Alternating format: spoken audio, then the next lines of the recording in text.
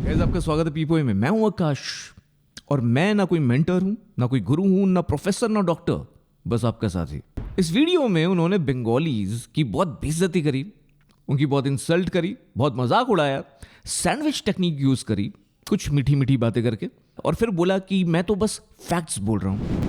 और ये फैक्ट्स बताने के लिए जितनी भी प्रोफेशनल एजेंसी, जितने भी आर्टिकल, जितने भी रिसोर्सेज का मैंने यूज किया, उनके सबके लिंक्स मैं वीडियो डिस्क्रिप्शन में दे दूंगा, जिससे आप वो सारे लिंक्स पढ़ सकते हैं, देख सकते हैं और वैलिडेट कर सकते हैं जो जो मैं बातें बोल रहा हूं उसमें कितना सच है और कितना झूठ। ये वीडियो आपको बताएगा कि कैसे फैक्ट्स बोल के अपनी अजम्पशंस को फोर्स किया जाता है लोगों पर, आपके दिमागों में मैनिपुलेशन करके इंसेप्ट किया जाता है ऐसी चीजों को जो वो बताना चाहते हैं, एक one sided point of view. कैसे, मैं आपको बताऊंगा इस वीडियो में। और गाइस, ये वीडियो किसी के लिए भी हेट फैलाने के लिए नहीं, बट जागरूकता फैलाने के लिए है, सच्चाई का आईना दिखाने के लिए है। Let's go. तो इससे पहले हम उस वीडियो की बात करें, बंगाल की बात करें। हाउ एडम और एडम गिलिंग्स्की ने नॉर्थ वेस्टर्न यूनिवर्सिटी में जब एक व्हाइट कोट लैब स्टडी करी तो पता चला जो कपड़े होते हैं आपके, जो ड्रेसिंग सेंस होती है आपकी, वो आपके कॉन्फिडेंस को ही नहीं बढ़ाती, पर जो आपको देख रहा है उसकी भी इंप्रेशन, उसका भी परसेप्शन आपके लिए चेंज कर देती है। क्योंकि जब उन्होंने पर्सन ए को कैजुअल कपड़े पहनाए और जो पर्सन बी को व्हाइट कोट पहनाया तो पर्सन बी ज्यादा अच्छा डिसीजन ले पाया। और उसके बाद पर्सन ए को व्हाइट कोट ये बताया कि ये पेंटर का है और पर्सन बी को व्हाइट कोट पहना के ये बताया कि ये डॉक्टर का है, तो person B again was much better in his strategic skills, in his decision making, in his confidence. आपको पता है कि Match.com ने बहुत टाइम पहले एक स्टडी करी थी। उसके हिसाब से 72% women think salt and pepper hair look makes them very sexy and attractive. Sensational colour के हिसाब से ये ग्रे कलर जो है इंसान की विजडम और इंसान के इंटेलेक्ट को भी बहुत दिखाता है। It's symbolic to that. आपको पता है ब्रिघम यंग यूनिवर्सिटी में एक स्टडी करी गई थी और उसके हिसाब से ये बोला गया था कि जो लोग तेज बोलते हैं वो परसीव किए जाते हैं स्मार्ट, वाइज।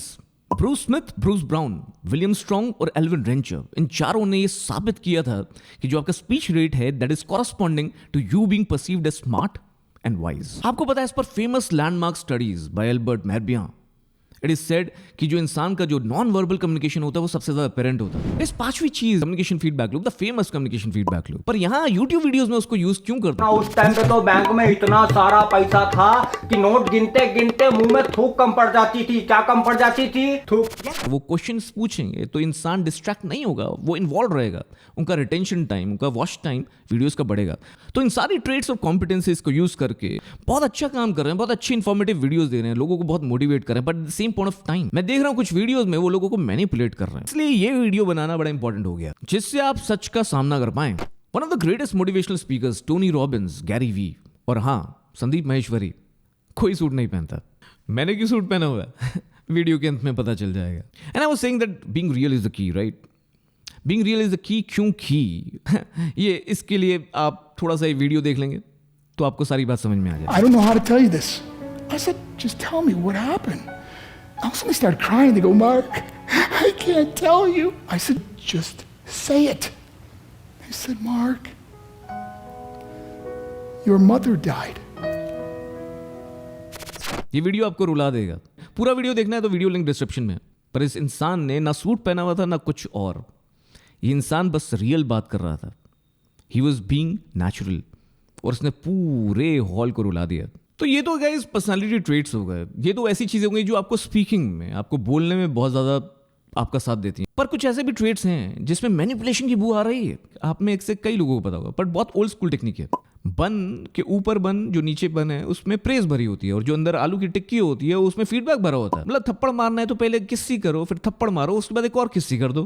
पर गाइस ये सैंडविच टेक्निक बहुत पुरानी हो चुकी है। ये प्रूव हो चुका है कि ये न्यूरो वायरिंग को बहुत गलत ढंग से इंपैक्ट करता है। अगर आप बच्चों को प्रेज करें और साथ साथ पनिश करें तो बच्चों को लगता है जो प्रेज है वो उसके साथ साथ पनिशमेंट जरूर रहेगी। तो जब वो बड़े होते हैं जो प्रेज होती है उससे भी डरते हैं, उनको लगता है भी पनिशमेंट मिलने वाली है। As a businessman it's a very very good thing, but you don't manipulate people. पर सबसे बड़ा मैनिपुलेशन ये है गाइस कि वो अपने वीडियोस में जब ये बोलते हैं कि मैं फैक्ट बोल रहा हूं, मैं खुद से नहीं बोल रहा हूं, फिर अजम्पशंस लेते हैं और एक बात को जनरलाइज कर देते हैं। जनरलाइजेशन क्या होती है गाइस? एक लड़के ने किसी लड़की को छेड़ा तो ये बोलना कि सारे लड़के ऐसे होते हैं। एक पुलिस वाले ने रिश्वत मांगी तो सारी पुलिस खराब है। अपने पर्सनल डिफरेंसेस, अपने पर्सनल एक्सपीरियंस के बेसिस पे किसी को जज कर लेना, किसी कम्युनिटी को जज कर लेना बहुत गलत है, चाहे वो किसी भी रिलीजन का हो। और तब जब आप इतने बड़े इन्फ्लुएंसर हैं, इतने लोगों को इन्फ्लुएंस करते हैं, इतने सारे सब्सक्राइबर्स लेके बैठे हैं, तब जनरलाइज करके अपने पॉइंट ऑफ व्यूज परोसना, ये बोल के कि आप फैक्ट बोल रहे हैं और कोई भी डेटा शेयर नहीं करना, उस डेटा को लेवरेज करके एक वन साइडेड स्टोरी परोसना। और मैं नेक्स्ट पार्ट में गाइस यही बताने वाला हूं कि कैसे उन्होंने बंगाल वाले वीडियो में कितनी सारी ढेर सारी मैनिपुलेशन करी और आपको एक वन साइडेड स्टोरी परोसी, वो भी एक बहुत परफेक्ट टाइमिंग के साथ। तो चलिए बात करते हैं the scorching case study of West Bengal की। इस वीडियो का टाइमिंग बहुत जबरदस्त था गाइस, मार्च 31, 2021, ठीक उसी टाइम पे जब इलेक्शंस हो रहे थे वेस्ट बंगाल में। और इस वीडियो में बहुत सारे ऐसे एग्जाम्पल्स हैं, बहुत सारी ऐसी चीजें उन्होंने बोली जिससे ठीक कंपेयर किया उन्होंने दो पॉलिटिकल पार्टीज को गाइस। कैसे, मैं आपको बताता हूं विद डेटा विद फैक्ट्स, देखते रहिए। तो अब बात करते हैं ऐसी कई चीजों की जो उस वीडियो में बोली गई जिनको मैं गलत साबित करूंगा यहाँ। तो अपने वीडियो में व्यंग कसे बहुत सारे, एक तरह से लो लाइट में, एक तरह से बैड लाइट में दिखाने की कोशिश करी, एक तरह से मजाक उड़ाने की कोशिश करी बंगाल की, बंगालीज की और बंगाल कम्युनिटी की, बंगाल के कल्चर की। उन्होंने कई तरह के ताने कसे। उन्होंने बताया कि कैसे हर घर में फिश खाई जाती है, which is good, which is true, I am not denying that, but उन्होंने मैनिपुलेट किया। तो जहां व्यंग कसा फिशिंग पे, वहां वो ये बताना भूल गए कि fishing as an industry is one of the major industries in India which employs 14.5 million people. कितना डॉक्टर? 14.5 मिलियन। वो ये बताना भूल गए कि इंडिया एक्वाकल्चर में सेकंड रैंक करता है और फिशरीज प्रोडक्शन में थर्ड रैंक करता है पूरे वर्ल्ड में। Fisheries contribute 1% of total GDP of India. West Bengal दूसरे स्थान पे है आंध्रा के बाद। करीबन 18.4 lakh metric ton fish produce करता है ये स्टेट। वो ये बताना भूल गए। और ये सोते हुए लेजी इंसान कैसे कर सकता है? उन्होंने बोरोलिन पे ताना कसा व्यंग के साथ कि यहां तो भाई सब बोरोलिन यूज करते हैं, हर घर में बोरोलिन यूज होती है, पर वो ये बताना भूल गए कि बोरोलिन की लेगेसी क्या है। इनफैक्ट जब ब्रिटिश रूल कर रहे थे इंडिया को, ये बताना भूल गए कि बोरोलिन ही वो कंपनी थी जिसने स्वदेशी मूवमेंट को लीड किया था, मेक इन इंडिया। हमें प्राउड होना चाहिए बोरोलिन पे। It's a therapeutic cream, antiseptic cream. Boroline Kolkata में फाउंड हुई, 92 ईयर्स की लेगेसी है इस क्रीम की, कोई छोटी बात नहीं। और आई एम श्योर वो तो विदेशी क्रीम यूज करते होंगे, है ना भाई साहब? जरूर बताइएगा अपने व्यूअर्स को कौन सी क्रीम यूज करते हैं आप। तुम्हारे घर में भी यूज हुई होगी, दिल्ली के ही हो ना तुम। 80 और 90 के दशक में हम सबके घरों में बोरोलिन होती थी। तुमने एक तरफ वुमेन ट्रैफिकिंग की बात करी बंगाल को लेकर, पर तुमने ये भी बोला एक व्यंग कसा एक और कि ये मामाज बॉय होते हैं। पर तुम शायद ये बताना भूल गए कि उनको माना जाता है कि they are the only people who love all women, all the women in their life. आएंगे भी वुमेन ट्रैफिकिंग पे भी आएंगे। उन्होंने एक और मैनिपुलेशन की। उन्होंने बोला कि हर घर में, फिश की जब बात कर रहे थे, बोरोलिन की जब बात कर रहे थे, उन्होंने बोला हर घर में क्रिकेट देखा जाता है। और सौरव गांगुली की बैटिंग, वो भी रिपीट टेलीकास्ट। कहीं ना कहीं वो बार बार इंडिकेट करते रहे अपने वीडियो में कि जो बंगालीज वो अपने पास में ही पड़े रहते हैं और शायद एक विक्ट्री जो भी कहीं हुई है उसी को गाते रहते हैं, उसी को एंजॉय करते रहते हैं। ये उनका मैनिपुलेशन था। वो शायद ये बताना भूल गए कि क्रिकेट नहीं, अगर हर घर में वो ये बोले कि फुटबॉल देखा जाता है तब भी मैं मान लूं। उनका जो फेवरेट स्पोर्ट, उनका जो मोस्ट पॉपुलर स्पोर्ट है वो फुटबॉल है, ना कि पूरे देश की तरह एक स्पोर्ट को बढ़ा दो और दूसरे स्पोर्ट पे तवज्जो भी मत दो। बंगाल में उल्टा डिफरेंट है। बंगाल से आते हैं लिएंडर पेस जिन्होंने लॉन टेनिस को पॉपुलर किया। बंगाल से आते हैं वो क्लब्स लाइक मोहन बगान जिन्होंने फुटबॉल को प्रमोट किया। और हमारे देश में मुझे लगता है कि बहुत जरूरत थी और हमेशा से रही है कि एक पैरेलल स्पोर्ट को भी बढ़ावा दिया जाए। इनफैक्ट क्रिकेट का तो एंथो डिक्लाइन हो रहा है वेस्ट बंगाल में। और जब आप बार बार किसी को बोलते हो कि भाई वो पास में है, पास में है, पास में, तो क्या हमारी पूरे कल्चर इंडिया का, क्या हम पास की बात नहीं करते? क्या अपनी संस्कृति की बात नहीं करते? अपने पास में सबको प्राउड होना चाहिए। जिसके पास नहीं है वो कैसे बात करेगा? आपने बोला कि बंगाल जो है बस कल्चरल कैपिटल बन के रह गया, पर जैसे आपने फिशरीज के प्रोडक्शन की बात नहीं करी, वैसे आपने कोल और मिनरल की भी बात नहीं करी, जिसमें बंगाल 4th और 3rd लार्जेस्ट है इंडिया में। और ये लेजी लोग कैसे कर सकते हैं ये जरूर बताइएगा। वो बोलते हैं ईडन गार्डन्स कभी होता था, अब तो नरेंद्र मोदी स्टेडियम बन गया है। पर वो शायद भूल गए कि जो ईडन गार्डन्स की लेगेसी है वो कभी भी नहीं छीन सकता कोई। जैसे ताजमहल हमेशा भारत के लिए एक वंडर रहेगा, चाहे 800 करोड़ के या 1000 करोड़ के, 1500 करोड़ के जितने भी स्टेडियम बन जाए, जिनकी कैपेसिटी शायद ईडन गार्डन से डबल हो, but you can't take away that fact कि जो ईडन गार्डन्स है वो इंडिया के क्रिकेट का मैका रहेगा बाय द शेयर लेगेसी। उन्होंने बोला कि हर कोई लड़की, हर कोई औरत बंगाल में बिंदी लगाती है, चाहे कैजुअल कपड़े हो चाहे साड़ी हो उस पे। पर वो ये बताना भूल गए कि वो बिंदी लगा के कितनी भला की खूबसूरत दिखती हैं, जो इंस्पायर करता है बहुत सारे फैशन ट्रेंड्स को। चाहे जितनी भी बड़ी बड़ी मॉडल्स हो, जितनी भी एक्ट्रेसेस हो, जितनी भी फिल्म स्टार्स हो, वो इस लुक को कॉपी करने की हमेशा से कोशिश करती रही। उन्होंने बात करी दुर्गा पूजा की और मैं समझ सकता हूँ, सेंट जेवियर जाने वाला एक साउथ दिल्ली में पढ़ा हुआ इंसान हमेशा ये बात जरूर करेगा। मैं भी ये पीछे से पढ़ा हूँ, मैं भी साकेत में रहा हूँ, मुझे पता है वो मेंटालिटी। और आपके जैसे लोग ही माइनॉरिटीज को फोर्स करते हैं कम्युनिटी में रहने के लिए। जब आप जैसे लोग मजाक उड़ाते हैं, जब व्यंग कसते हैं ऐसी चीजों पे, आप ये बताइए कि जब क्रिसमस पे छुट्टियां होती है, जो पूरे वर्ल्ड छुट्टियों पे चला जाता है, फिर दुर्गा पूजा पे टॉन्ट क्यों? कितनी अरब कंट्रीज में रमजान के टाइम पे कोई निकलता ही नहीं बाहर, पर क्या उनसे अमीर कोई और है? तो आप कैसे इन चीजों को जनरलाइज कर सकते हो? तुम बोलते हो कि सारे बंगाली बस गाते बजाते रहते हैं, म्यूजिकल इंस्ट्रूमेंट, सिंगिंग, इन्हीं सबको करते हैं, इन्हीं में बिजी रहते हैं बस सारे, और गंदे काम दूसरों के लिए। इससे बहुत ज्यादा जेलस और हेट की बू आती है। कौन सी स्टैटिस्टिकल रिपोर्ट में ये डेटा है? या आपके खुद का डेटा बनाया गया है, आपके दिमाग, आपके एक्सपीरियंस, आपकी न्यूरो वायरिंग से ये डेटा निकला है और उसका बदला आप इस तरह से ले रहे हैं इतने बड़े प्लेटफॉर्म पे, एक पूरी कम्युनिटी पे हमला करके। देन ही quickly talks about Nobel laureates again using the sandwich technique. उसके पीछे का काम नहीं, because the video was highlighting something else, not the Nobel laureates. वो ये भूल गए कि वंदे मातरम किसने लिखा, वो ये भूल गए कि जन गण मन किसने लिखा। बार बार बोलते गए साहित्यज्ञ, कलाकार तो बहुत है, स्पिरिचुअल गुरु तो बहुत है, नोबेल लॉरियट्स तो बहुत है, पर एंटरप्रेन्योर्स नहीं आए। एंटरप्रेन्योर्स क्या पैसा लेकर जाओगे कब्र में? जब तुम्हारे 10 मिलियन हुए होंगे, जब पहला वीडियो वायरल हुआ होगा, जब पहले वीडियो ने 1 मिलियन क्रॉस करे होंगे, तो खुशी में गाना तो गाया होगा। अपने वीडियो में लेजी होते जनरलाइजेशन। सौरव गांगुली लेजी था जब अपनी टी शर्ट उतार के लहराई थी। वो सुष्मिता सेन जो पहली बार मिस यूनिवर्स बनी थी, क्या वो लेजी थी? तुम बोलते हो कि बंगालीज का काम तो बस सोना है, बस सोते रहते हैं। लेजी और ये सोते रहने का ये डेटा कौन सी स्टडी से लेकर आ रहे हो, या किसी बस आर्टिकल को रेफर किया है? assumptions को फैक्ट बनाना कोई तुमसे सीखे। And then you say that Bengalis are loud mouth, they are talkative, they are argumentative and they are dogmatic. जो क्रिटिसाइज करते हैं तो उनको तुम कॉपीराइट स्ट्राइक देते हो। और टॉकेटिव वही होता है, डिबेट वही करता है जिसमें दिमाग होता है। दिमाग के बिना डिबेट करना बड़ा मुश्किल है। तुम्हें पता है कि हमारे पॉलिटिकल सिस्टम में डिबेट्स नहीं होती है, वो एक बहुत बड़ा कारण है क्यों हम वंचित रह जाते हैं एक अच्छे नेता से। यूएस में डेमोक्रेट्स और रिपब्लिकन्स के बीच में जब डिबेट होती है ना, तब दूध का दूध और पानी का पानी होता है। और तुम कह रहे हो कि डिबेट्स करते रहते हैं बंगालीज बस। इनफैक्ट मैं तो कहता हूं हर इलेक्शन में डिबेट्स होनी चाहिए, एक तरफा भाषण नहीं। अब आते हैं कुछ स्पेसिफिक डेटा पॉइंट्स पे और स्पेसिफिक चीजों पे जो तुमने अपने वीडियो में शेयर करी। तुमने वुमेन ट्रैफिकिंग की बात करी और जो तुमने डेटा बताया शायद तुम भूल गए कि वो डेटा 2016 का है और उसके बाद बहुत सारी इंप्रूवमेंट हुई थी। इनफैक्ट वो जो रेट है वुमेन ट्रैफिकिंग का वो 10% रह गया था 2017 में। ये बताना तुम भूल गए और इसको मैं बोलता हूं मैनिपुलेशन। लिंक्स डिस्क्रिप्शन में है गाइस, देख सकते हैं। He talks about lot of parameters, he talks about human development index, he talks about poverty, he talks about beggary. पर ये सब कुछ हेट्रोजीनियस ग्रुप के साथ किया, होमोजीनियस ग्रुप में नहीं किया। आप एक सेब और एक संतरे को कंपेयर कैसे कर सकते हैं इन क्वालिटी लैंग्वेज? जब आप दो सैंपल्स को कंपेयर करते हो या जब आप दो डेटा सेट्स को कंपेयर करते हो तो it has to be a homogeneous group. और जब आप एक बेंचमार्क ले रहे हो, जैसे आपने गुजरात और बंगाल को कंपेयर किया, तो you can't just take it as per your own choice. You can't be selective कि जिन चीजों में एक राइवल अच्छा है बस सारी उन्हीं चीजों को बखान करो, दूसरी चीजों को भूल जाओ। और अब मैं बताता हूं वो सिलेक्टिव कंपैरिजन तुमने कैसे किया। मैंने गुजरात की बहुत तरक्की देखी है, बहुत सारे मेरे दोस्त हैं गुजरात में और मैं बहुत प्रभावित हूं गुजरात की तरक्की देख के। बिकॉज तुमने गुजरात और बंगाल के बीच में डिफरेंस दिखाया, तो मुझे भी कुछ चीजें बतानी पड़ेंगी तुम्हारी मैनिपुलेशन लोगों को दिखाने के लिए। तुमने एचडीआई की बात करी, ह्यूमन डेवलपमेंट इंडेक्स, पर तुम ये बताना भूल गए कि तुम बड़ा सिलेक्टिव कंपैरिजन कर रहे हो ना। गुजरात से बार बार बंगाल को कंपेयर किया, पर हमेशा हमने देखा गया अगर किसी पर्टिकुलर इंडेक्स की बात करनी हो या किसी कैटेगरी की या किसी स्पेसिफिक चीज की बात करनी हो तो उसका बेस्ट या वर्स्ट प्लेयर लेना चाहिए। तो यहां तो केरला है बेस्ट, तो बस गुजरात से कंपेयर क्यों? और गुजरात को केरला से कंपेयर क्यों नहीं किया? और वर्स्ट एग्जांपल यूपी से बंगाल को कंपेयर क्यों नहीं किया?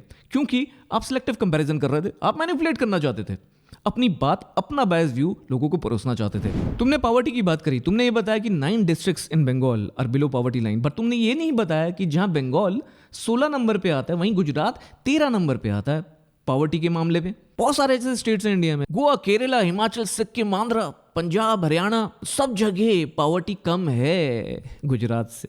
पर तुमने बंगाल को बेस्ट से कंपेयर नहीं किया, तुमने बंगाल को बस गुजरात से कंपेयर किया। क्यों?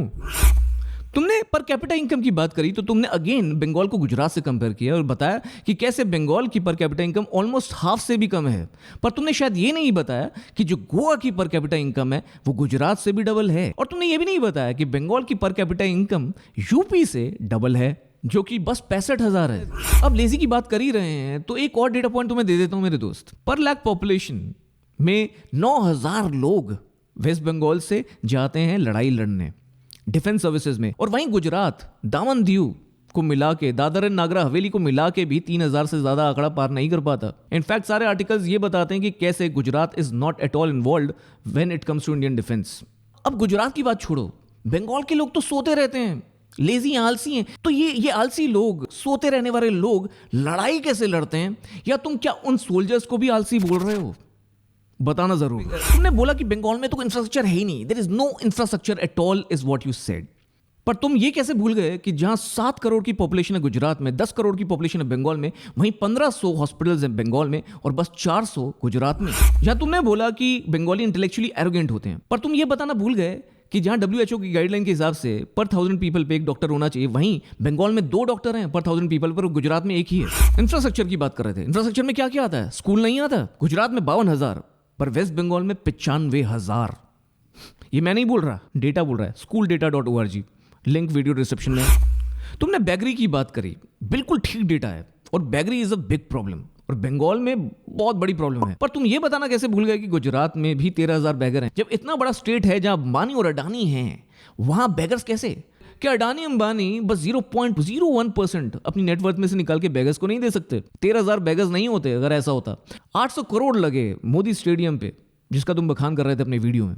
वो 800 करोड़ में से 1% भी अगर मिल जाए इन बेगर्स को, तो ये बेगरी खत्म हो सकती है गुजरात से। कुछ गलत कहा? और ये 13,000 का नंबर ऐसा नहीं है कि सबसे लोएस्ट है। बहुत ऐसे स्टेट्स हैं, बहुत ऐसे नॉर्थन ईस्टर्न स्टेट्स हैं जहां कोई भी बेगरी नहीं है। बंगाल को तुमने इन स्टेट से कंपेयर नहीं किया, क्यों? ये पॉलिटिकल वीडियो तो नहीं था ना, ये तो बस केस स्टडी थी। तो फिर क्यों सेलेक्टिव कंपैरिजन? अब आता है लिस्ट ऑफ बिलियनियर्स पे। जैसे तुम बोरोलिन के बारे में, बोरोलिन की लेगेसी बताना भूल गए, वैसे ही तुम शायद कुछ और लोगों को भी बताना भूल गए अपने वीडियो में। तुमने नहीं बताया कि शायद अंबानी और अडानी जैसे बिलियनियर्स नहीं है बंगाल में, पर there are billionaires and one of them is Venugopal Bangar. तुम भूल गए हर्ष गोयनका को, संजीव गोयनका को, अमर गोपाल बोस को, आनंद बर्मन को। पर जहां पैसे की बात करें, जहां अमीरी की बात करें, जब बिलियनियर्स की बात करें, वहां मैं एक चीज बताना चाहता हूं। अमीर वो नहीं जिसके पास बहुत ढेर सारा पैसा है जो बिलियनियर है। अमीर वो है जो लोगों के दिलों में बसता है, जिसके दिल में बेचैनी नहीं है, जिसके दिल में संयम है, धैर्य है, सेटिस्फैक्शन है, जो कि रैट रेस में नहीं है पैसों की। और दिल में बसने की बात करें तो सुभाष चंद्र बोस को कैसे भूल सकते हैं? वो तुम्हारे दिलों में नहीं, हमारे को हमेशा मोटिवेट करते रहते हैं। सुभाष चंद्र बोस को तो भूले ही, साथ साथ तुम प्रणब मुखर्जी को भी भूल गए, हमारे प्रेसिडेंट रामनाथ कोविंद से पहले, जिन्होंने 2008 की मुंबई अटैक्स के बाद वर्ल्ड ओपिनियन को चेंज करने में बहुत सहायता करी पाकिस्तान के खिलाफ। मेरा उनके साथ चाय पीने का सौभाग्य है प्रेसिडेंट हाउस में, और मैं भली भांति समझता हूं कि कितने बड़े विजनरी थे प्रणब मुखर्जी। वो लेजी नहीं थे, बस सोने वाले नहीं थे।